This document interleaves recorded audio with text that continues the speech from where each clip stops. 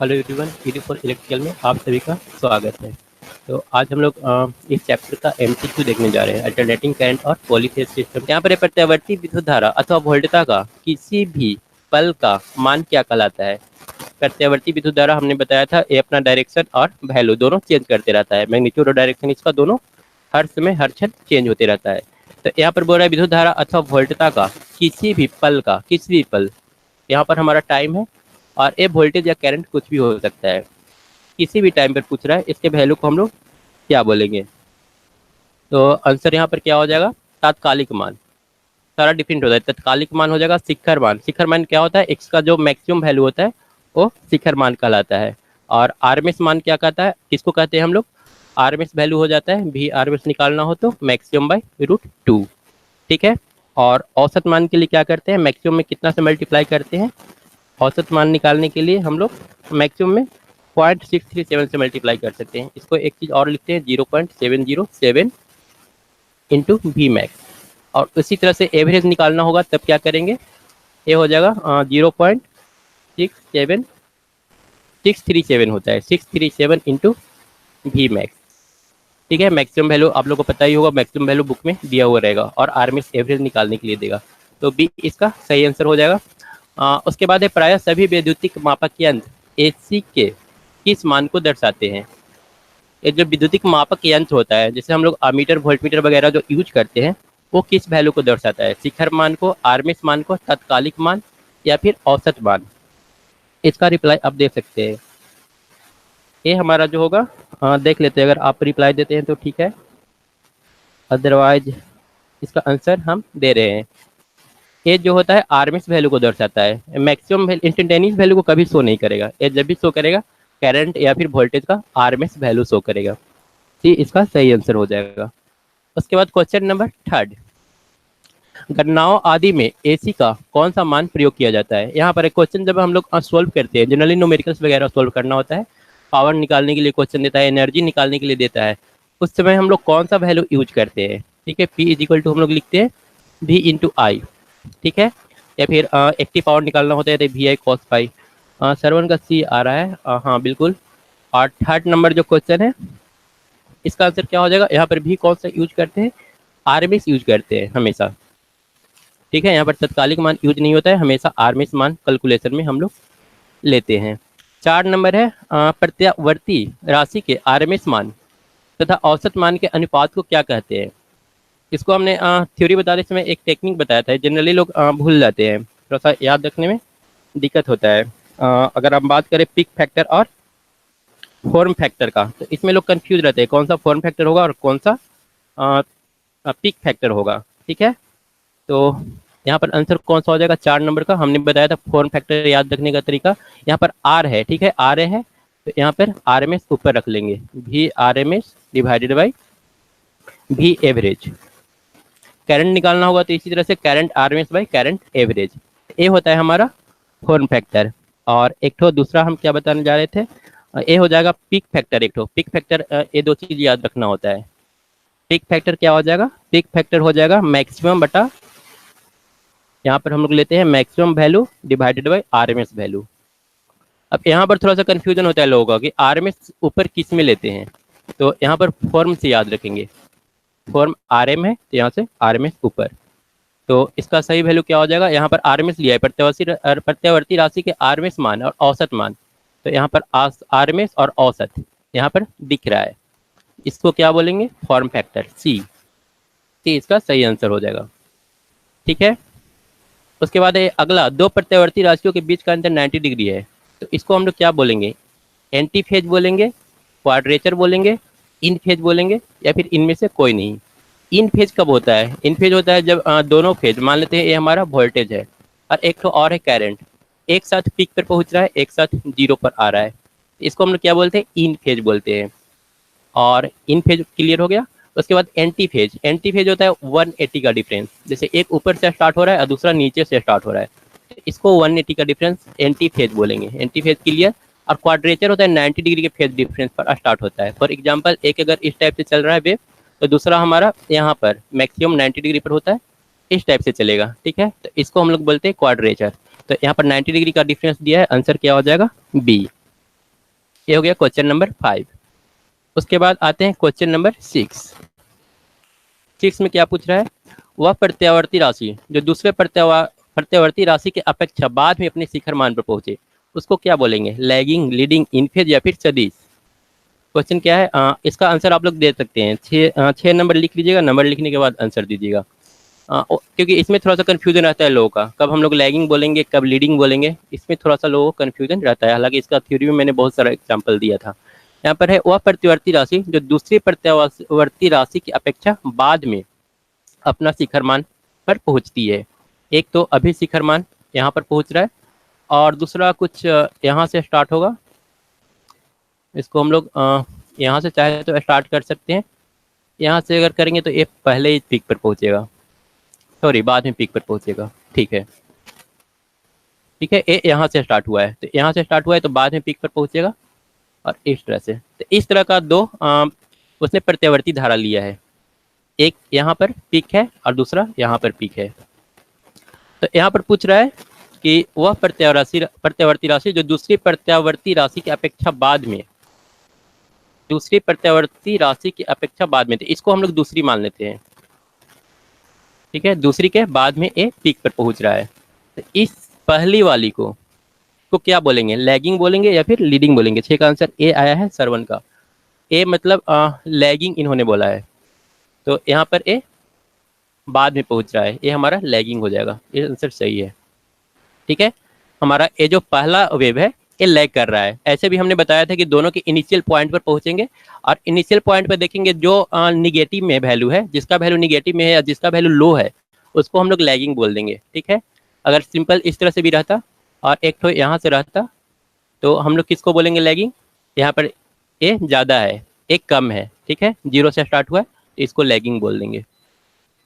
इस तरह से लैगिंग लीडिंग हम लोग स्टार्टिंग इनिशियल पॉइंट लेकर के भी हम लोग पहचान सकते हैं।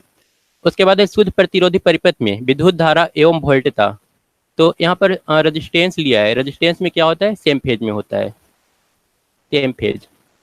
इंडक्टेंस, इंडक्टर अगर है तो वहाँ पर क्या होगा, लैग करता है करंट, यहाँ पर करंट लैग करेगा। और कैपेसिटर रहे तो करंट लीड करेगा, 90 डिग्री लीड करता है प्योर कैपेसिटिव रहने पर।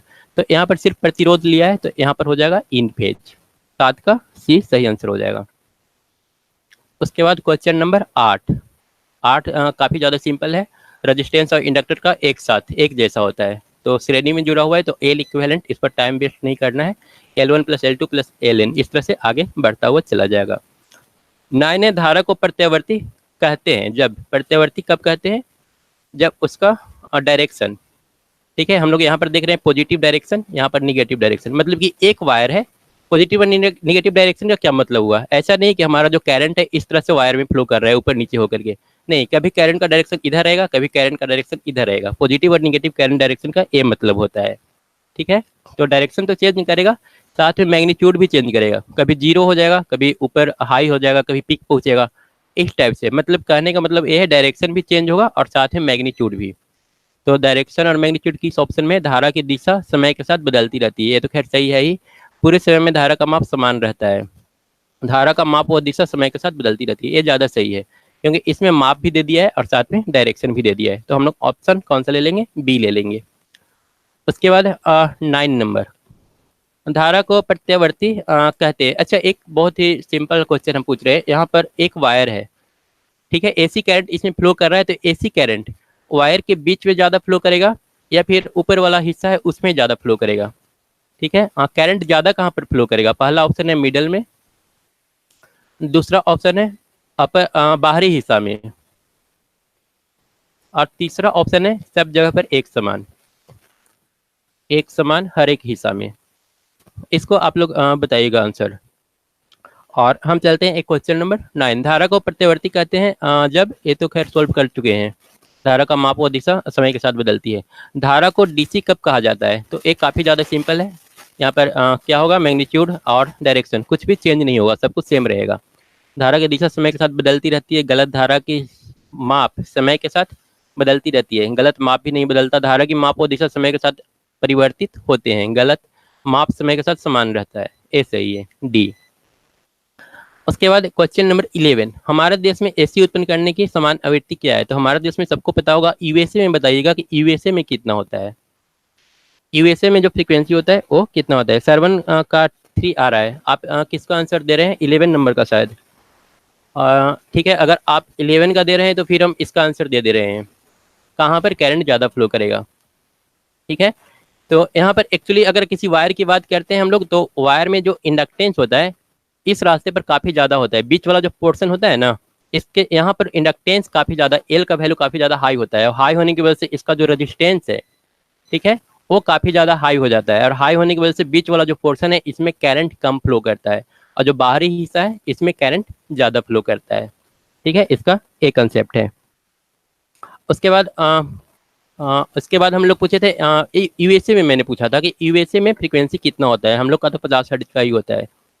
उसके बाद है मशीन की आवृत्ति किस चीज़ पर निर्भर करते हैं? ध्रुवों के जोर पर, ध्रुवों के आकार पर, मशीन की रेटिंग पर। एक चीज़ यहाँ पर इंपॉर्टेंट है, ध्रुवों के जोर पर दिया है, आकार पर दिया है, नंबर ऑफ ध्रुव पर नहीं दिया है ऑप्शन। ठीक है, ये भी एक तो ऑप्शन हो सकता था, नंबर ऑफ ध्रुव पोल्स, ये ऑप्शन यहाँ पर नहीं दिया है। उसके बाद है सप्लाई की प्रकृति पर।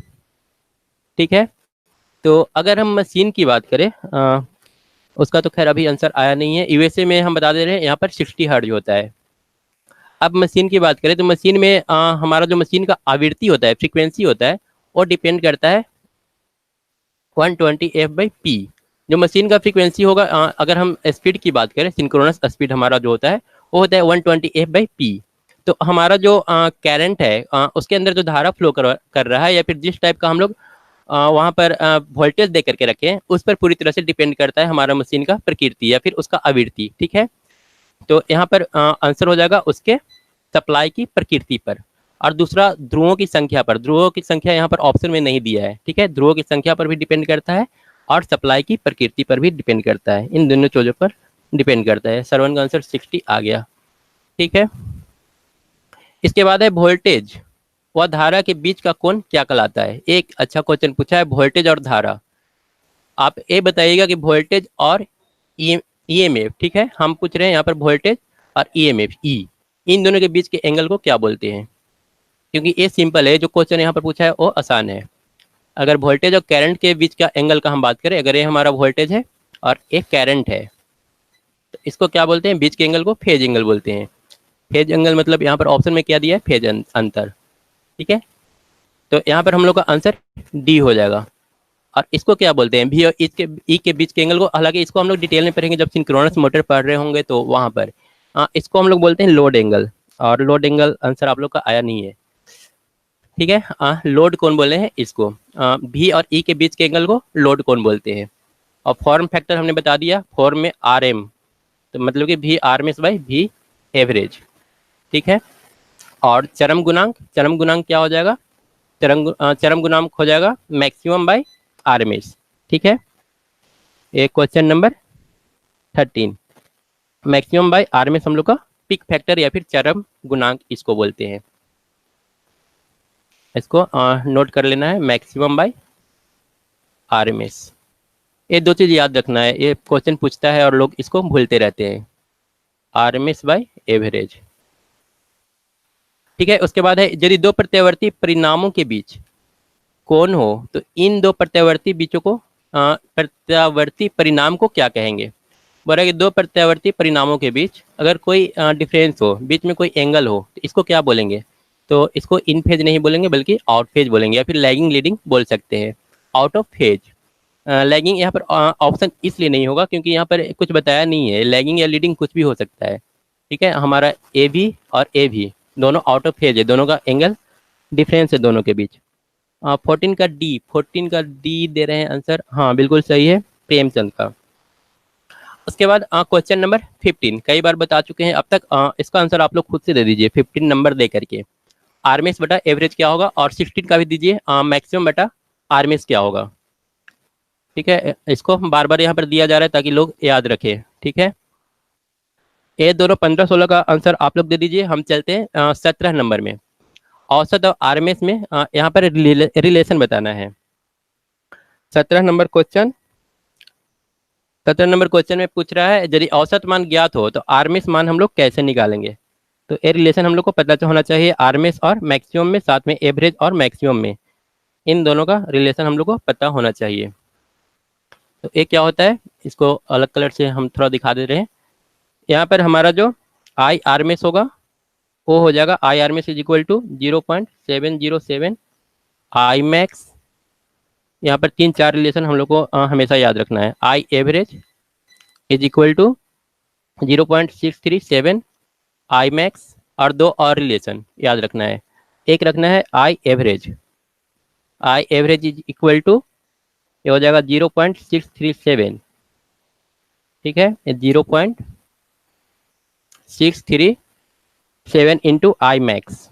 सॉरी ये तो लिख चुके हैं, ठीक है, ये लिख चुके हैं। एक तो याद रखना है RMS is equal to 1.11 into average. RMS जो वैल्यू होगा वो होगा साइन वेव के लिए सिर्फ होता है 1.11 इंटू एवरेज। और एक तो और याद रखना है मैक्सिमम वैल्यू जो होगा वो होता है, ये भी सिर्फ साइन वेव के लिए होगा, 1.414 इंटू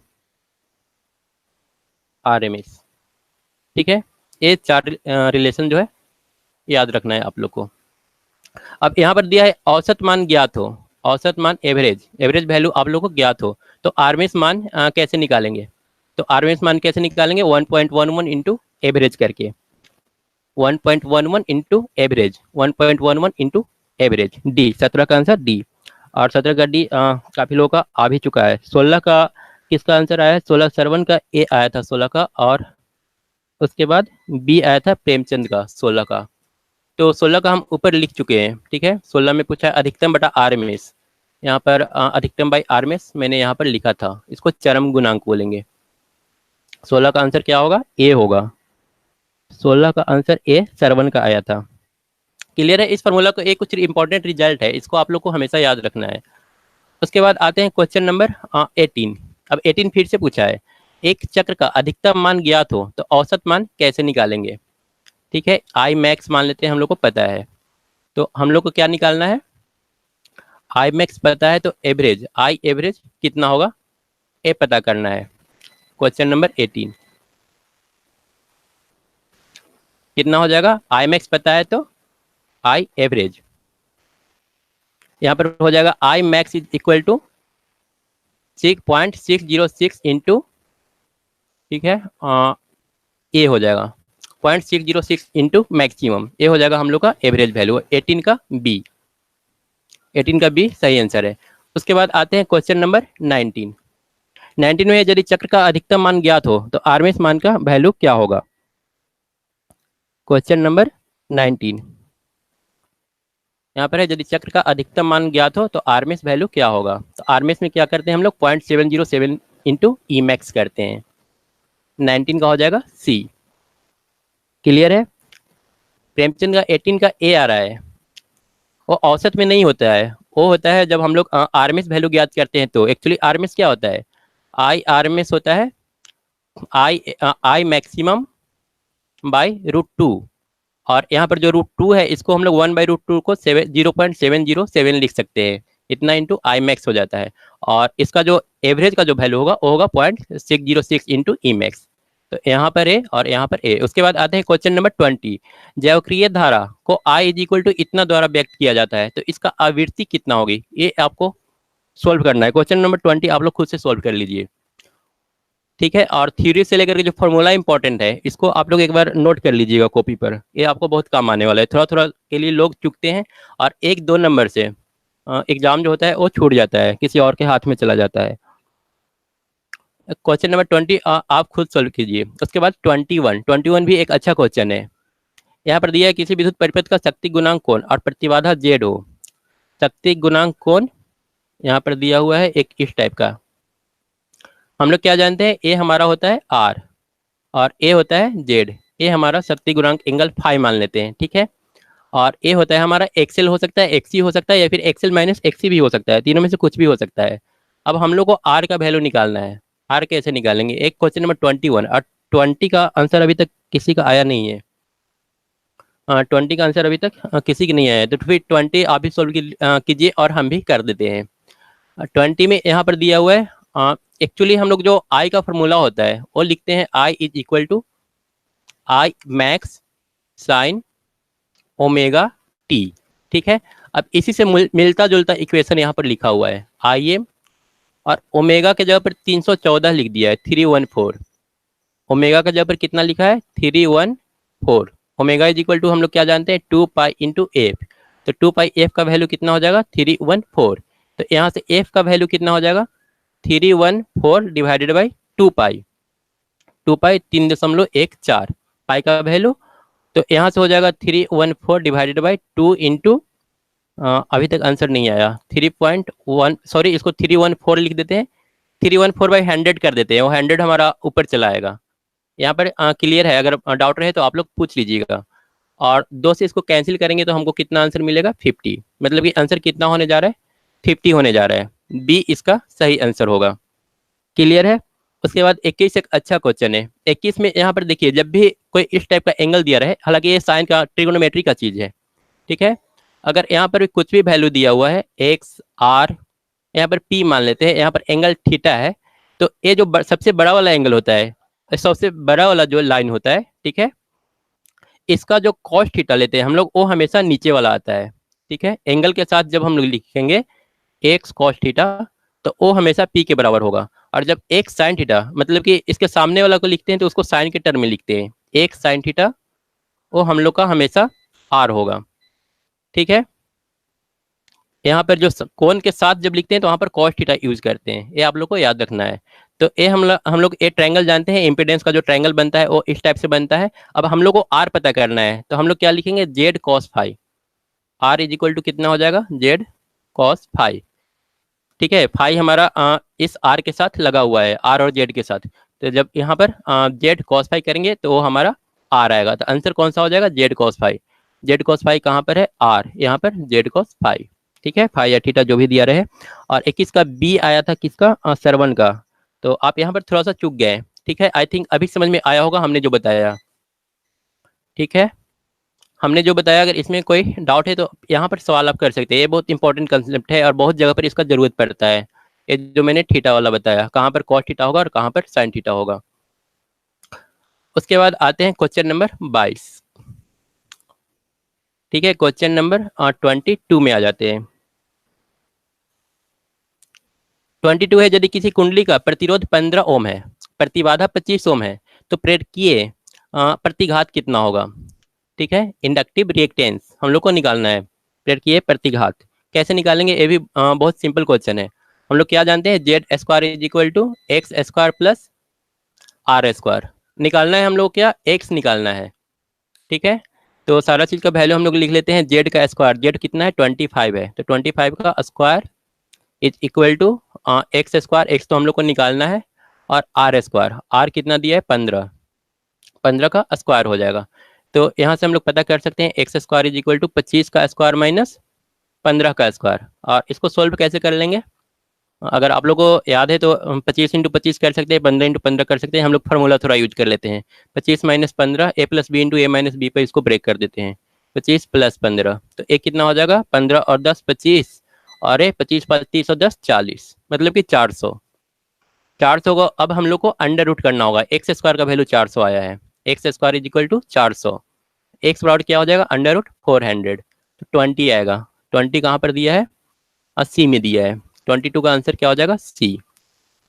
अब 23 है, 23 आप लोग सोल्व कीजिए।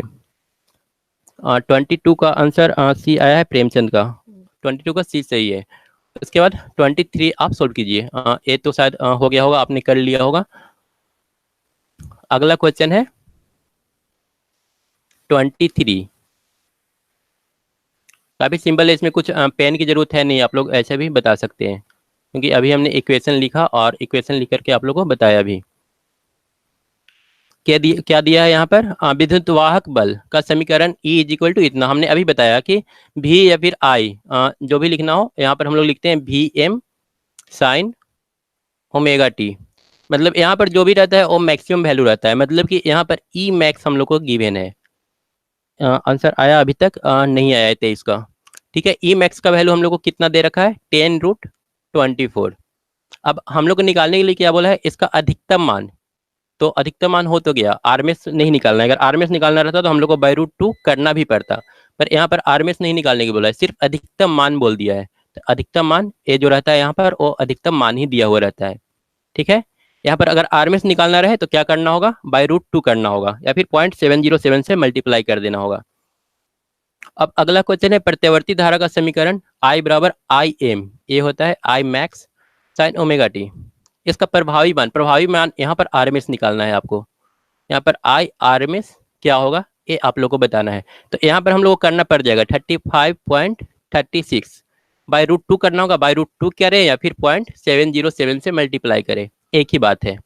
तो ए मल्टीप्लाई करने के बाद कितना आ जाएगा, ये आपको अप्रॉक्स 35 है, 35 से कम होने वाला है क्योंकि एक से कम है जो मल्टीप्लाई जिसे करना है। तो कम आएगा, तो कम में देख लेते हैं ऑप्शन कौन कौन सा है। एक 25 है और एक 27 है। तो आप लोग देख लीजिएगा मल्टीप्लाई करके, ये 25 आएगा या फिर 27 आएगा। ठीक है, अभी तो मैं कैलकुलेटर लेकर बैठा हुआ नहीं हूँ, आप लोग कर लीजिएगा। ठीक है, 25 या 27 में से कोई एक आंसर आ जाएगा आपका। उसके बाद प्रतिवर्ती दिया हुआ प्रत्यावर्ती धारा का मान इतना है, औसत मान इस बार निकालना है। ठीक है, एवरेज आरएमएस निकालना सीख गए, अब यहाँ पर एवरेज निकालना है। तो एवरेज के लिए हम लोग कितना से मल्टीप्लाई करते हैं, 0.637 इंटू आई मैक्स, ये हो जाता है 0.637 इंटू आई मैक्स। ठीक है, तो इसको भी मल्टीप्लाई कर लेना होगा आप लोग को, क्योंकि फिर से वही प्रॉब्लम है, कैलकुलेटर का जरूरत पड़ेगा यहाँ पर। 0.637 इंटू आई मैक्स का वैल्यू कितना हो जाएगा, 42.42। तो ये भी आप लोग कैलकुलेट कर लीजिएगा। और 25 का शायद आंसर 27 के आसपास जाएगा ये। ठीक है, हाफ करेंगे तो 20, लेकिन हाफ से ये थोड़ा ज़्यादा आने वाला है। तो हाफ से ज़्यादा आसपास में अगर देखिए तो 27 ही हम लोग को मिल रहा है। 30 फिर और ज़्यादा हो जाएगा। ठीक है, हाफ से हम लोग को थोड़ा सा ऊपर बढ़ जाना है क्योंकि 0.6 है। क्लियर है इतना। अब उसके बाद दिया है 26, आधे चक्र के लिए धारा का मान निम्न है। इसको आप लोग सोल्व कीजिए क्योंकि ये सिंपल मैथ है, यहाँ पर फिजिक्स या फिर कोई और चीज़ यहाँ पर यूज किया नहीं है। एम्पियर में दे दिया है। हालांकि यहाँ पर एक चीज़ और, अगर यहाँ पर ये बोल देता कि साइन वेव पर लिखा हुआ माने है, अगर ये कुछ इस टाइप से रहता कि साइन वेव पर लिखा हुआ वैल्यू है 0, 2, 3, 5, 10 इस टाइप से है, तो फिर इसको सोल्व करने का तरीका अलग हो जाता। फिर हम लोग कैसे निकालते हैं, फिर एवरेज निकालने के लिए हम लोग को 0.637 में इसका जो मैक्सिमम वैल्यू है उससे मल्टीप्लाई करना पड़ता। मैक्सिमम वैल्यू हम लोग देख रहे हैं यहाँ पर 10 है, लेकिन यहाँ पर कुछ क्लियर नहीं लिखा है। ये नहीं बोला है कि हम लोग ये जो वैल्यू उठाए हैं वो किसी साइन वेव का वैल्यू है। ठीक है, तो इसको हम दूसरा तरीका से सोल्व करेंगे, सिंपल मैथ अप्लाई करेंगे। सिंपल मैथ से हम लोग एवरेज कैसे निकालते हैं, यहाँ पर 0 + 2 + 3 + 5 + 8 + 10 + 8 + 5 + 3 + 2 + 0, और उसके बाद जितना ए नंबर है सबको डिवाइड कर देंगे उतना से। 1, 2, 3, 4, 5, 6, 7, 8, 9, 10, 11, इसको हम लोग ऐड करके 11 से डिवाइड कर देंगे। तो इसको सोल्व करने से कितना आने जा रहा है, ए 5, 5, 10 और 8, 18, 18, 10, 28।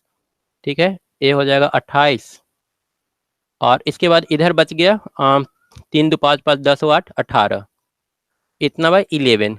तो इसको सोल्व कर लेंगे सिंपल। 28 और 18 कितना हो जाएगा, 28 और 10 38 और 8 46/11। तो ए 4 पॉइंट कुछ आने जा रहा है। हम लोग का ऑप्शन 4 पॉइंट में कौन सा है, डी है। आंसर कौन सा हो जाएगा, डी। और डी किसका आंसर आया है, 26 का प्रेमचंद का आया है। तो आपका आंसर एक बार फिर से गलत हुआ। ठीक है, यहाँ पर आप देख लिए इसको किस टाइप से सोल्व करना है। 27 है ज्यावक्रिय सप्लाई जिसका चर मान 100 है, आरएमएस वैल्यू कितना हो जाएगा।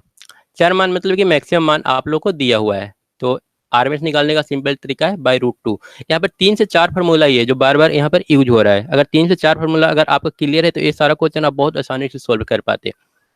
उसके बाद क्वेश्चन नंबर 28 क्या बोल रहा है, ई बराबर ई एम। यहाँ पर फिर से ध्यान रखना है, ये मैक्सिमम वैल्यू है।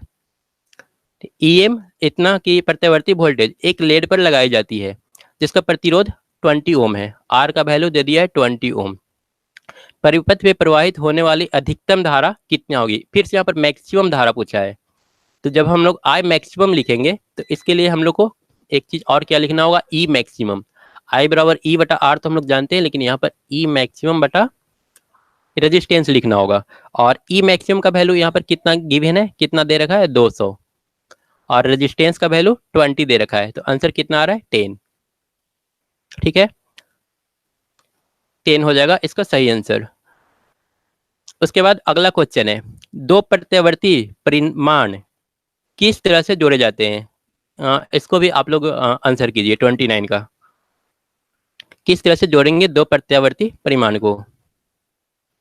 और हम आते हैं 30 में। 30 सिंपल है, 30 तो सिंपल है, आप लोग सोल्व कर लीजिए। इसके बाद 30 आज का लास्ट क्वेश्चन है। बीजगणितीय सम से जोड़ेंगे, आरेखीय तरह से जोड़ेंगे, ज्यामितीय तरह से जोड़ेंगे, या फिर सदिश। हाँ, एक्चुअली अगर हम यहाँ पर बात करें प्रत्यावर्ती सिग्नल का, तो इसके साथ कोई एक एंगल जुड़ा हुआ रहता है। ठीक है, ये सिर्फ इसका मैग्नीट्यूड हम लोग को नहीं जोड़ना होता है, उसका एंगल भी देखना होता है कि वो कहाँ से शुरू हुआ है। ठीक है, तो इसको हम लोग एक वेक्टर की तरह जोड़ते हैं। इसका जो सही आंसर होगा सी होगा, सदिश 29 का। उसके बाद 30 आज का लास्ट क्वेश्चन है। उसके बाद कल अगर आप आज आंसर नहीं दे पा रहे हैं तो कल के लिए थोड़ा सा प्रिपेयर रहिएगा। आप आपको करना क्या है, थ्योरी इसका देख लेना है। शायद 3 से 4 वीडियो है थ्योरी का, आधा आधा घंटा का होगा या 20-20 मिनट का होगा। आप लोग उसको फास्ट करके भी देख सकते हैं, थोड़ा सा उसका जो स्पीड है उसको बढ़ा लीजिए तो वो जल्दी खत्म होगा। वहां से आपको सिर्फ उसका जो फार्मूला सारा है उसको नोट कर लेना है। फर्स्ट चैप्टर का फार्मूला तो मैंने इस समय ही बता दिया था, जब ऑब्जेक्टिव बता रहा था तो वहां पर मैंने 27 फार्मूला बताया था फर्स्ट चैप्टर से। और 27 आप लोग को नोट कर लेना है एक कॉपी पर। और यहाँ से मुश्किल से 10 फार्मूला आएगा, 10 से ज़्यादा नहीं आएगा। इस चैप्टर का सारा 10 फार्मूला एक कॉपी पर नोट कर लेना है। उसके बाद सारा क्वेश्चन हमको जहाँ तक लगता है सॉल्व होगा। 29 का आंसर हो गया, और 29 का सी, और 30 का कौन सा आया, बी। सरवन का आ रहा है। 30 देख लेते हैं, 30 में क्या है। पहला है आरेख ए, एसी को दर्शाता है, तो ए बिल्कुल सही है, एसी को दर्शाता है। आरेख बी, अर्ध तरंग परिशोधित डीसी, नहीं, बी डीसी का भी हो ही नहीं सकता, डीसी का तो मैग्नीट्यूड सेम रहता है, तो फिर डीसी कैसे होगा, तो बी तो आंसर होगा नहीं। उसके बाद सी देख लीजिए, सी में क्या बोल रहा है, 31 है, पर 31 को कल सोल्व करेंगे। सी में क्या बोल रहा है, आरेख सी डीसी को दर्शाता है, फिर से गलत। डीसी क्या होता है, एक स्ट्रेट लाइन होता है, सिंपल एक स्ट्रेट लाइन होता है। इसको इसमें कोई चेंजिंग नहीं आता है। ठीक है, यहाँ पर टाइम है, और टाइम के साथ इसके मैग्नीट्यूड में वोल्टेज हो या फिर करंट हो, कोई चेंजिंग नहीं आता है। ये हमारा प्योर डीसी होगा, तो ए भी ऑप्शन गलत। उसके बाद सभी आरेख एसी को दर्शाते हैं, बी और सी गलत हो गया, ए हम लोग का सही है। उसके बाद सभी आरेख एसी को दर्शाते हैं, ए बिल्कुल सही है। सारा में मैग्नीट्यूड देख रहे हैं, डायरेक्शन भी बदल रहा है और साथ में मैग्नीट्यूड भी बदल रहा है। यहाँ पर देख रहे हैं कि मैक्सिमम वैल्यू है, यहाँ पर 0 हो गया, मतलब कि ये मैग्नीट्यूड बदल रहा है, उसका परिमाण बदल रहा है। और डायरेक्शन देख सकते हैं, अभी यहाँ पर पॉजिटिव डायरेक्शन है और यहाँ पर निगेटिव डायरेक्शन हो गया, मतलब करंट कभी इधर फ्लो कर रहा है, कभी इस डायरेक्शन में फ्लो कर रहा है एक ही वायर में। तो इसको क्या बोलते हैं, एसी बोलते हैं। तो यहाँ पर तीनों में सेम कंडीशन है, तीनों का तीनों क्या हो जाएगा, एसी हो जाएगा। क्लियर है? तो आज इसको क्लोज करते हैं, कल आप लोग थोड़ा सा फॉर्मूला के साथ प्रिपेयर होकर के आइए।